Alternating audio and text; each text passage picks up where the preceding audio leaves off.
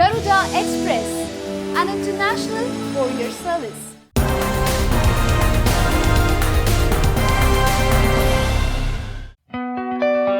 ఏంటి సార్ మీరు ఎప్పుడు వైట్ డ్రెస్లోనే ఉంటారు? ఏంటి స్పెషాలిటీ? ఫిల్మ్ ఇండస్ట్రీకి వచ్చే ముందు రౌడీగా ముద్రపడ్డ ఒక వ్యక్తిని. ఫస్ట్ సినిమాకి అంత రిస్క్ ఎట్లా చేశారు సార్?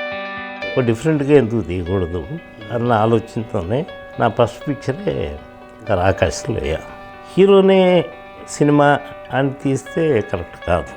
ఎప్పుడు feel story the hero of the subject. ఇండస్ట్రీకి గేట్లు లేవు.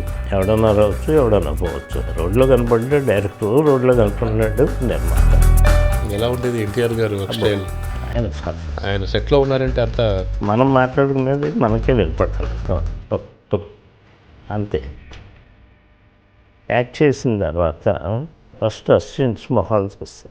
డైరెక్టర్ గారు సాగర్ గారి ఫేస్ తేడా ఉంది, ఇంకోటి తీసుకోండి అని ఆయనే చెప్పేసి. జగ్గి గారికి అయితే పొద్దునే సీన్ పేపర్ చెప్పేస్తే చూసేసుకుంటే మళ్ళీ చూడు పేపర్ మళ్ళీ చెప్పేస్తా. ఇప్పుడు అంత ఫాలో అయ్యేవి లేదు, పెద్ద డిస్కషన్ లేదు. రావుగోపాలో రావలయ్య పెద్ద హెడేక్స్, పెద్ద హెడేక్.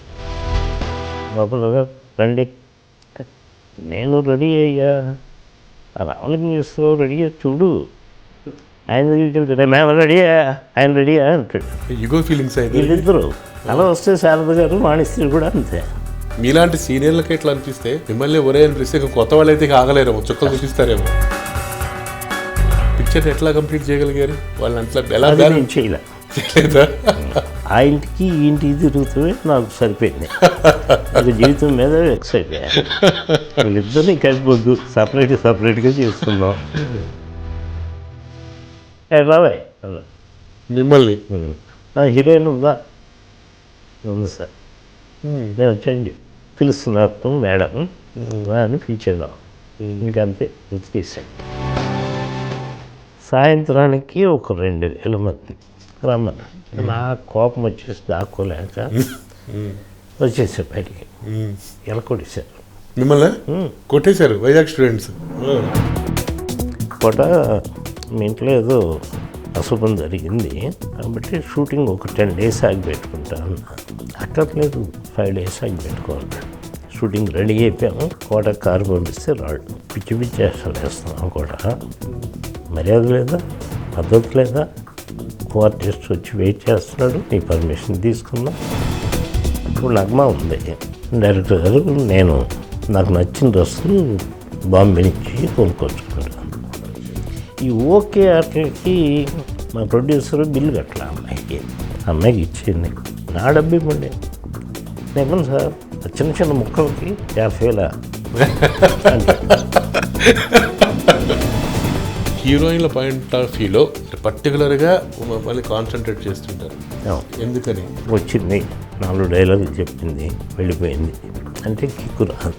ఊరికే ఫుల్ కప్ వేసుకుంటున్నా అసహ్యం, చూడలేం. అలా అని విప్పదీసినా చూడలేం. మీకు బాగా హీరోయిన్స్ అంటే ఎక్కువ సౌందర్య, ఇంద్రజ మీరు బాగా ఇష్టపడతారు. బాగా వాళ్ళతో కూడా మీకు బాగా ఎక్కువ అటాచ్మెంట్ అని చెప్పి. వాళ్ళంత కాకపోయినా మన పరిధిలో మనం కేఆర్ విజయ కోటేశ్వరాలు. ఏ కారు ఇండియాకి వస్తే ఆ కారు వాళ్ళకు ఉంటుంది. ట్రైన్లో వచ్చి ఇంద్రజని ట్రైన్లో రమ్మన్నారు. ట్రైన్లో వస్తే నాకు వాంతులు తీసారు. మైండ్ పోయింది. ఎస్పెషలీ ఈ లేడీస్తోనే తల. ఇండస్ట్రీ అంతా నలుగురు చేతుల్లోనే ఉన్నారు. ఇప్పుడు అదే సమస్య అండి. ఇంకా ఆ సమస్య ఇంక పోదు సార్. అంతేనా? అదే ఇంకా భవిష్యత్తులో ఇవన్నీ ఇండస్ట్రీకి సంక్షోభంలోకి తీసుకెళ్ళి సొల్యూషన్ చెప్పగలరా? లేదు సార్ సొల్యూషన్ అంతే. శాపం. అదే లాజిక్ సినిమా ఎట్లా అప్లై చేసింది అంతే అంతే సార్. ఇప్పుడు ఇదే సినిమా ఎట్లా మీ శిష్యుడే మీకు వెనుపడి చేసినట్టు